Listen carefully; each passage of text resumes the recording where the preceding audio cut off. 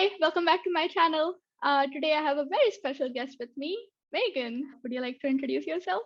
Hi, I'm Ruta. Thank you for inviting me to be a guest on your channel. My name is Megan Freeland, for those who I might not have had the opportunity to meet yet. I am a public health pharmacist by training, located in Atlanta, Georgia, or right outside of Atlanta in a place called Stone Mountain. But as a profession, I focus on health communications and specifically freelance health content writing. I found your channel earlier this year because like the YouTube algorithm gods just like blessed me one day and they were like, you might like this channel. And I'm like, I do like this channel.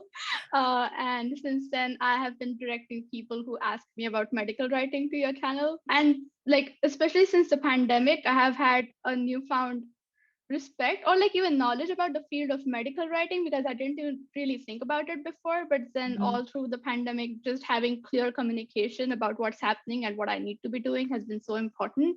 Yeah, I think this is like the perfect time for the field because it's so high. Is it highly visible now? Does it feel different? Yeah, I mean, coming from a public health background also, like there's been selfishly, the good thing is that people are more aware. And when I say people, I don't just mean the general public, I mean also my family now has a better understanding of what it is that I do. Like as a pharmacist, not working in a traditional space, they're just kind of like, I don't get it. I don't understand. Like, okay, you worked at the CDC, but what do you do there? Like, what do y'all do there? I don't get it. So it's just been nice to be able to concretely give them examples of what public health is, what public health communications is, and like, look, all of these things that you've been reading as the pandemic has been going on, like those are things that we contribute to. So that's been helpful. What's your career story? What's your origin story? I've been in communications work since I don't know, 2010, but it wasn't until about 2017 when I really discovered freelance health content writing. So I've been doing that for about 5 years. And I also work with other healthcare professionals who are interested in learning how to become freelance health content writers as well. I went into pharmacy right after I finished undergrad, and the difference between what I did and what a lot of other pharmacists do is that I didn't necessarily go into pharmacy school with the intention of working at a pharmacy.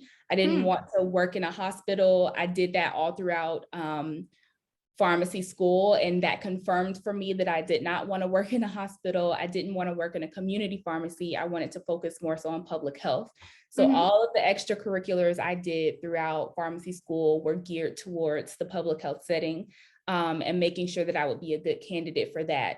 So all of my professional history has been in those types of public health settings. I did a postgraduate fellowship at Purdue University and Janssen Scientific Affairs, which is the pharmaceutical arm of Johnson & Johnson.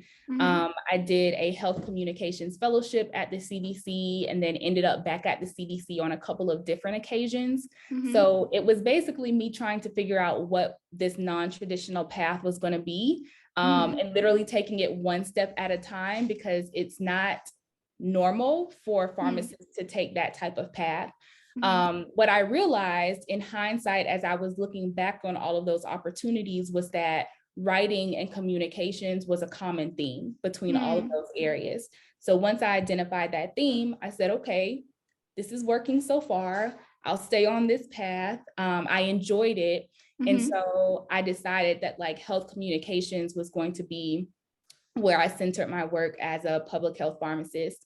And eventually I ended up in a regulatory writing role at the CDC. And that was a learning curve for me because I did not have regulatory writing training. And it is a very technical and dry form of writing. And I was like, yeah, this is not it. This is not going to be it for me. So I started a blog just because I was bored and I needed like something supplementary that I enjoyed. And the blog was a public health pharmacy blog just for my family and friends, where I could just kind of have a creative outlet. And that blog was what opened my eyes to health content writing. I didn't even know that that was a thing at the time. And that was kind of like my pathway into health content writing. And once I discovered that, it was kind of love at first sight, and I decided to keep going with that. And now you do that full time, like you started your own company in health content writing, right? I did. So I started, my first freelancing in health content writing was in 2017. I freelanced for about a year and 9 months until the end of 2018. And then I went full time in my business. I was full time for 3 years up until January of last year, because I decided to take an in-house role as a health communication specialist. So now it's like back on the side. So I'm kind of like, you know, just as the wind blows, kind of flip-flopping between full-time work versus working in my company full-time. What does your day-to-day look like? What is a day in your life as a health content writer? So when I was full-time, or like now? Both versions of it. Okay, so full-time, a day, even though like one of the benefits of being a freelancer is that you can kind of craft your schedule the way that makes the most sense for you. I have 2 kids, and so it still turned out that during standard work hours was the best time for me to work. So I wasn't one of those freelancers who was working like noon to 7. Like I needed to start when they went to school, and I needed to kind of wrap things up by the time I needed to pick them up. So I kind of kept that like 10 to 4-ish schedule, but what the work looked like on a day-to-day was really variable. So one misconception people sometimes have about writing work is that if you're a freelance writer, all you do is write. Right. That's a very small portion of the work, because you have the business to run, like you have the admin stuff, you have the emails, you have the relationship building and reaching out to people. And even when you do think about the writing process, for me, I spend the most time like in the research and outlining before I ever start writing real words, because I find that if I spend more time there, the writing part is actually easier. And so a typical day could look largely like admin stuff. It could look largely like doing background research and putting together an outline. And then of course, some days it's very much like head down, and I'm writing out drafts and trying to get drafts approved by all the various stakeholders who need to kind of check the box. So that's like full time. Doing it on the side is obviously different, because those core hours are replaced by actual like full-time work. And so all the same things are happening on the freelance side. They're just happening, you know, during off hours. So in the evenings or on the weekends, depending on how much client work I'm taking on at that time. What does your writing process look like? My writing process is probably more structured than I think some people's writing process is. Like I love health content writing because of the creativity that it allows you to put into what is often a more formal style of writing in medical writing. Like health content writing lets you add that creativity into it.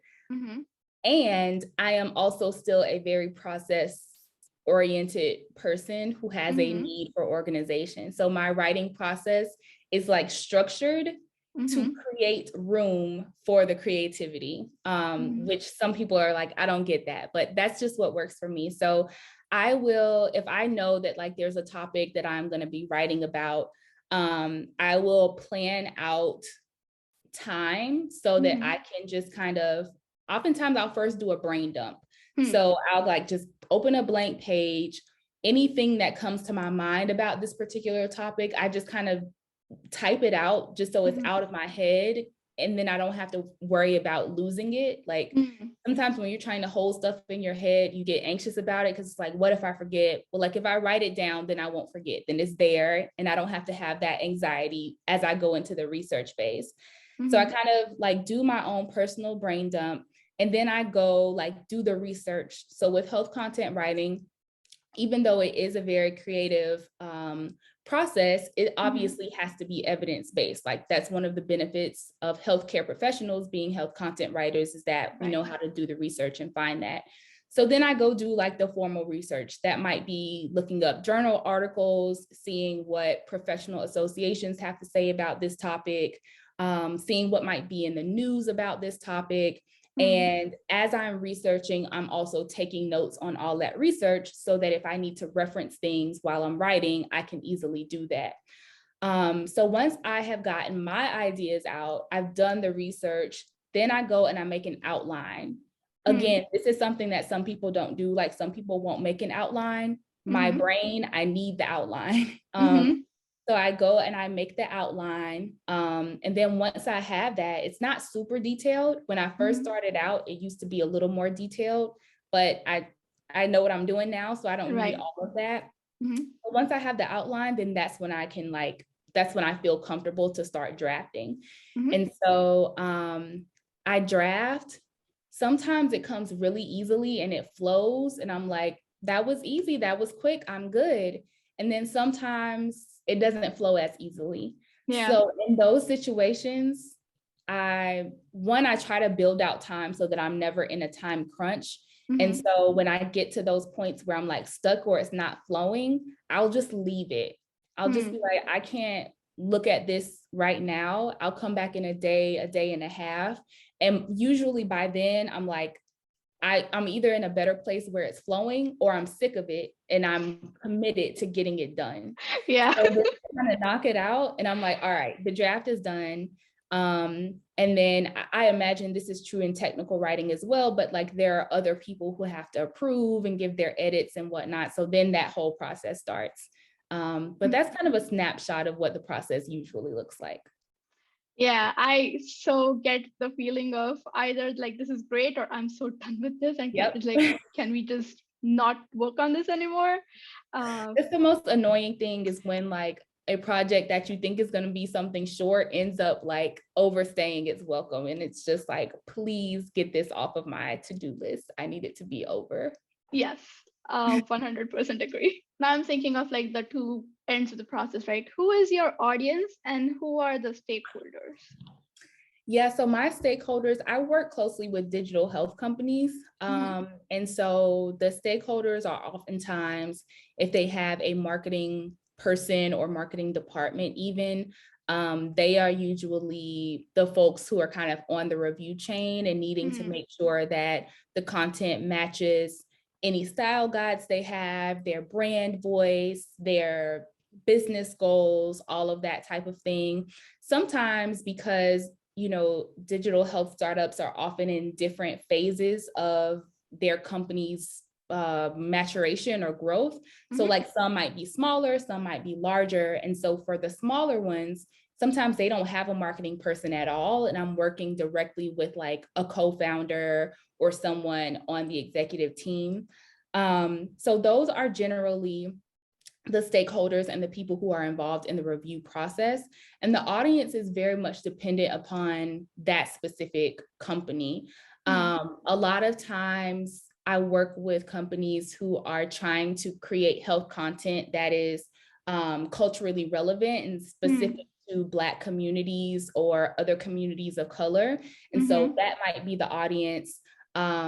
With a lot of the types of health companies I work with, a lot of them specialize in either sexual or reproductive health care or chronic disease management. So in a lot of cases, the audiences that I'm writing for are typical of those audiences who would relate to chronic disease management content or might be pregnant or considering getting pregnant. And so they're getting a lot of content about sexual and reproductive health care. Those are probably the two most common audiences, but I work with a range of companies. So sometimes it's a very different audience, sometimes even a business audience, depending on whether the company is selling products or services directly to consumers or whether they're selling products and services directly to other businesses. That reminds me of a very insightful video on your channel about how health communication affects communities of color. Can you speak more about if somebody wants to be a health content writer, what should they be mindful about so that they don't cause more harm than good, or just like how to benefit communities of color? Yeah, that's a great question. I think there are a couple of things to think about there. The most kind of low-hanging fruit is language, like thinking about the language that we use in health content and health communications, especially even coming from a healthcare background. Like some of the language that we use in the healthcare industry can be very stigmatizing, can be very ostracizing. Sometimes the way that we talk about statistics and data is not human-centered or patient-centered. So one of the things is just always thinking about the language that you're using and how you are communicating with someone. So one of the things that I see sometimes is that when people are creating content, let's say they're writing about like maternal health, right? And they're talking about the Black maternal health crisis. A lot of times you're not necessarily thinking about how this information is going to land with the person who's actually reading it. So the way that you phrase it is not necessarily like friendly and reassuring. It's more so like clinical and very matter of fact, which depending on what type of information you're communicating, the delivery matters. Like that's part of being a communications expert, is being able to tweak the delivery so that the person receives the message in the way that they need to receive it in order to best act upon it. So language and delivery is really important. And one more thing on that is that it can be tricky for someone who doesn't belong to that particular demographic to write for that demographic. Right. And the way that that most commonly manifests that I see is that sometimes when non-Black writers are writing for a Black audience, it's more like they're talking at them, or more like they're talking about them rather than talking to them. Right. And the way that you're going to write something, like talking about a community, is very different than being in conversation with that community. So that's like the language and the communication style is one part of it. And then from a more big picture standpoint, just kind of thinking about the overall strategy, even like what is the goal of the communications that you're creating? Like all good health communication starts out from a high level standpoint, trying to figure out like what is the behavior that you want to see happen, and then how do you work backwards from that to decide like what's the message, how to deliver it, how to format it.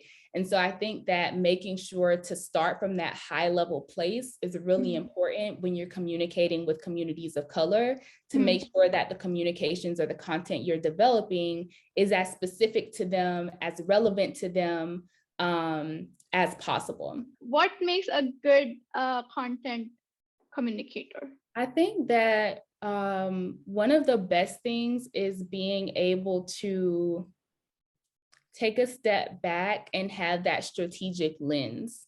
And this is not something that you necessarily have to be able to do out the gate.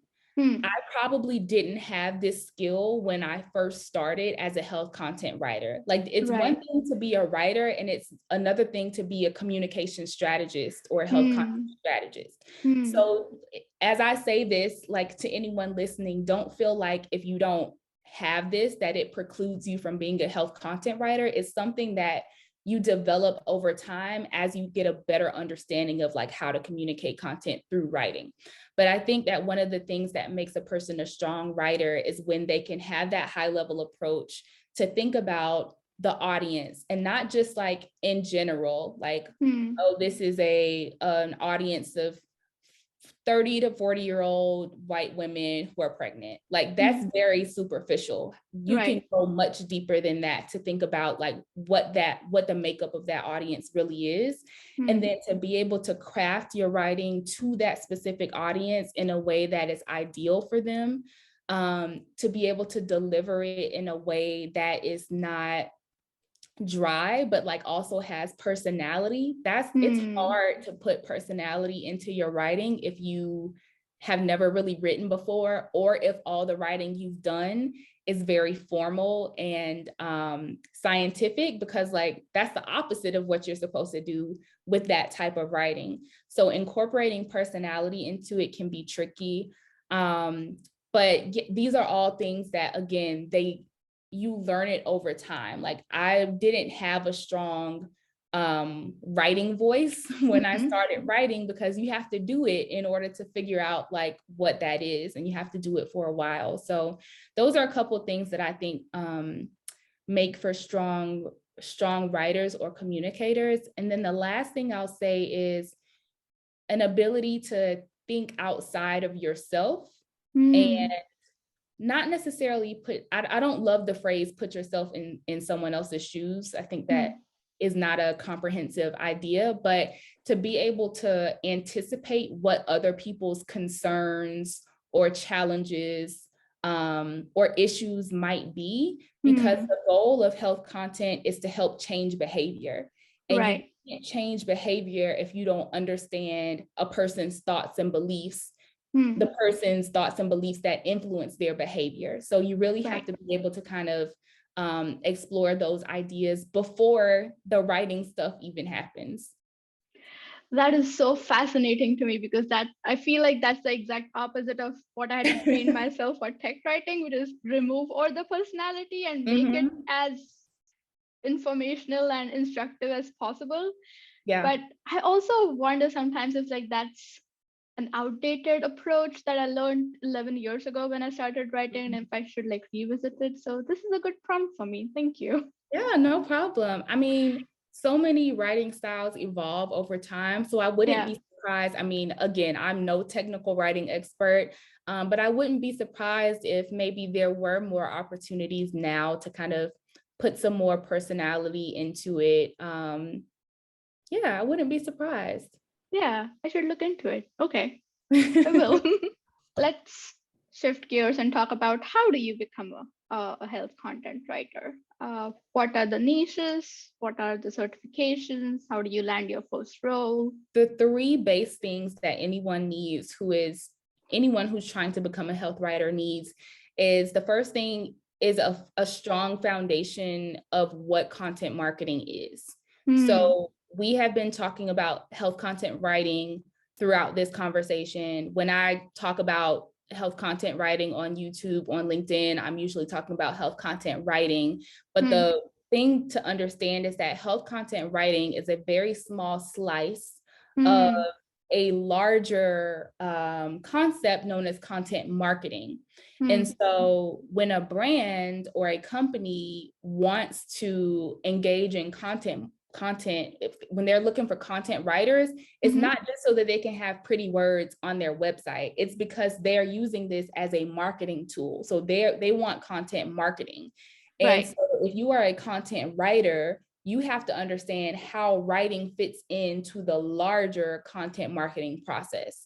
So for anyone who is wanting to be a content writer, that is where you need to start, is by learning more about content marketing overall, so that you understand how content writing fits into that. The second thing is that you're going to need samples. There's really no way around it, unless you just know somebody who's looking out for you and they're willing to take a chance on you. Like, maybe you can get a content writing gig without having any experience or any samples. But for the vast majority of people, if you reach out to a company and say, hey, I would love to write health content for you, the first thing they're going to ask for is, do you have a portfolio or do you have samples?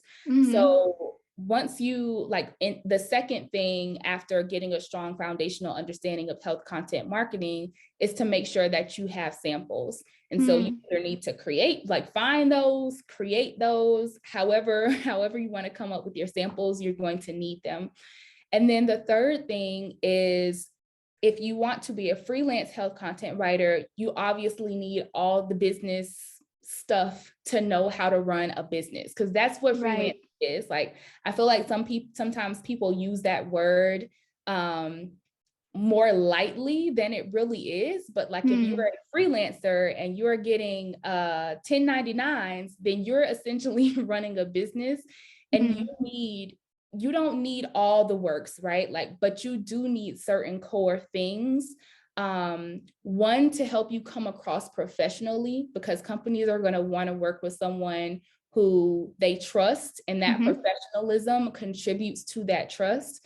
And so the systems, the business systems help you operate more professionally, and they also help keep you organized so that when you are trying to pay yourself or do your taxes and things like that, like all of the systems are there to help you be able to be successful there. So those are like the 3 core elements that I think any person interested in health content writing needs. As far as certifications, there is no universal health content writing certification that is like, if I'm going to work with the health content writer, they have to have this certification. Like, that's not a thing. There are definitely companies, well-known companies that offer like courses that you can take to learn more about health content writing. So HubSpot is an example of one of those. They have a lot of great courses, a whole like learning academy about lots of different marketing things, content writing and content marketing included.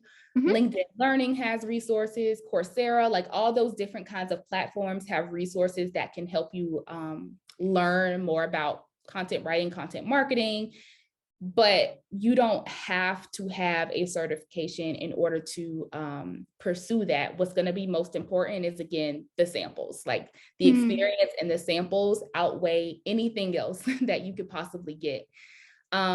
My recommendation is typically if someone is interested in doing some type of training course, especially if it's paid, if you're going to pay for that, I would recommend paying for something that gives you the opportunity to create samples. Because again, if you don't have it, if all you have is a label or a badge saying I completed this thing, that does not matter. They don't care unless that is also accompanied by a portfolio or samples.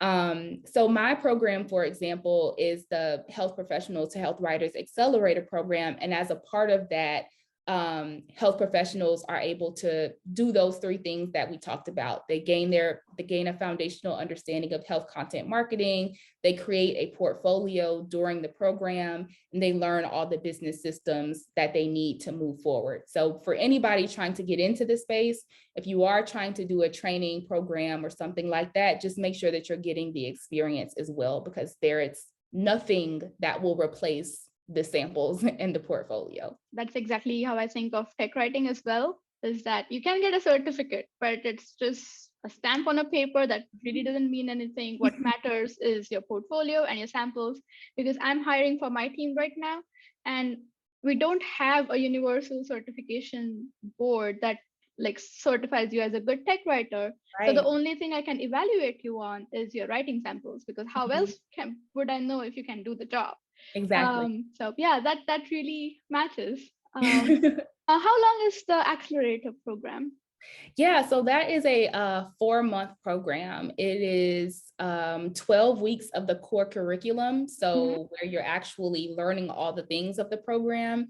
And then the last 4 weeks of the program, I call it the runway phase. It's basically implementing and integrating all of the things that you've learned in the first 12 weeks to kind of help get you to that goal of securing your first paid health writing client before the end of the program. And what are the prerequisites for the program? Like, I would imagine you would need some background in healthcare or the medical field to apply for the program. Yeah, so my program specifically is for healthcare professionals based in the US. There are other programs that people offer, and I wouldn't even call them programs necessarily. They're more like self-paced courses that other people offer that have more broad eligibility criteria. The reason that my program is specific to healthcare providers is because my goal is to help more healthcare providers become health writers. Right. When I worked with clients, and especially as I was transitioning some clients away, when I decided to take this in-house communications role, one of the questions that I kept getting was, hey, can you refer us to someone who has your background? And my response was, not really, because I don't know other health content writers who are also pharmacists or nurses or physicians or whatever. Like, I just don't know. I don't have that network of people, because most health content writers do not necessarily have a clinical or medical background. And so my goal has always been to help more healthcare providers be able to use all of the knowledge and training and experience they have to help influence public health, like direct patient care, one-on-one interactions. They get an opportunity to do that all the time. But for a lot of us, and especially for pharmacists, we don't get to use all of the patient education skills that we have because there are quotas and there are 400 prescriptions to fill per day, and all of the admin, corporate things that healthcare providers have to work under. And so this is really an opportunity for them to use the knowledge and the skills that they have in a different setting to impact a broader scope of people. So I say all that to say the reason that my program is specific to healthcare providers is because that's the group of people that I'm really trying to help build up these skills to be health content writers. And the reason that it is for US-based healthcare providers is because in the course, in the program, that third piece that I talked about business systems, that's a core part of the program. And I don't know all the rules and the regulations and the systems and all of that kind of stuff, how those work in other places outside of the US. So I don't feel comfortable, enrolling someone into the program. And then we get to that phase and it's like, sorry, you're on your own because I don't know how this works, where you live. So it's for US-based healthcare providers who want to replace a portion of their income through freelance health content writing. And the one last thing I'll say about that is I also get a lot of healthcare providers who come to me who are interested in other types of medical writing that are not health content writing. And this program is also not for that. So a lot of times I have to do education around the fact that medical writing is really an umbrella term. And there are a lot of different types of medical writing. Some of them are more on the formal, scientific, technical side. Others, like health content writing, for example, are more on the consumer-facing, patient-facing side. So if your interest is in any type of medical writing other than health content writing, for example, regulatory writing, medical communications, scientific communications, medical publications, health journalism, because journalism is not content writing, any of those things, this program does not apply because every type of medical writing or health writing has a different path. And so this path is specifically for people who are interested in health content writing. I would have imagined health journalism is related to health content writing, but it's fascinating that it's a different path. Yeah, health journalism. So when you're reading an article in like Health Magazine or Women's Health or Parents Magazine, like content writers are not writing that stuff. Journalists are writing that. And journalism that's a whole skill set in itself. So a lot of health journalists or health reporters, they don't necessarily have a clinical healthcare background. Their background is usually journalism, and they just chose to specialize on a health beat or like a health niche. But the skill set of a journalist is not one and the same as the skill set of a health content writer.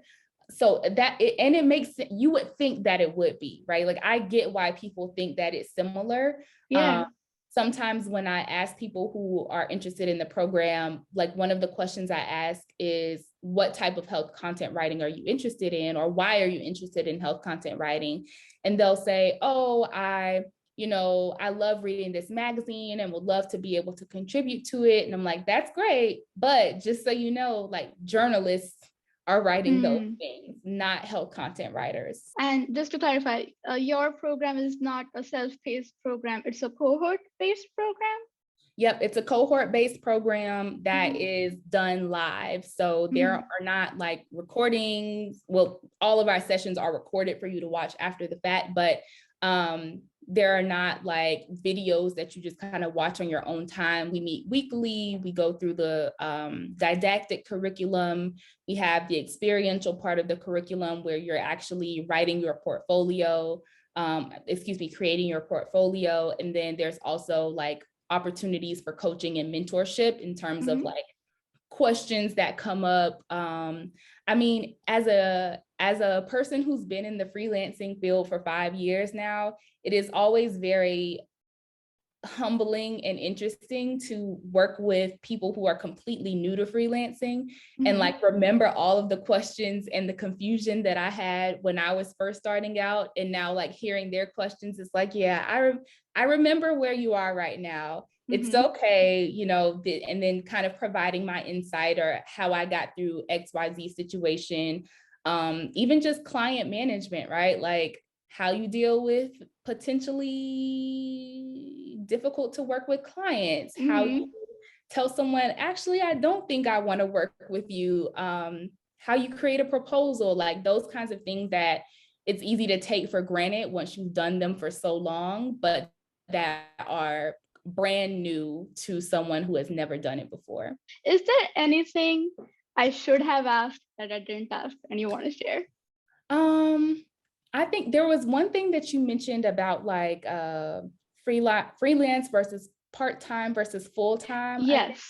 I think that's helpful to bring up because this is a question that it's usually not a question, it's usually a comment that I get a lot. People are like, oh, you know, I've applied to medical writer jobs, but I don't ever get them. I don't get interviews. I don't get anything. So then they end up like coming to me because they don't understand why they're not getting them. And my comment is always, freelancing is one of the lowest barriers to entry for a health content writer, because for someone to invest the time, energy, and money to bring you onto their team full time, and for you not to have any experience in this field, like it goes back to the experience in the portfolio. If you haven't done it before, you're not going to get a full-time job as a health content writer. It's not going to happen.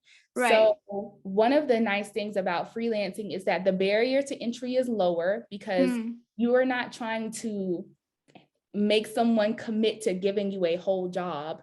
You are just building a relationship for like a post or a series of posts. Like the bar is lower, the stakes are lower. And so it gives you that opportunity to get gigs and to practice and to build and to grow. And over time, you'll notice as you continue to work with companies that now you have a real portfolio, right? Like you have several samples, you have several testimonials, people who would be able to write recommendations for you.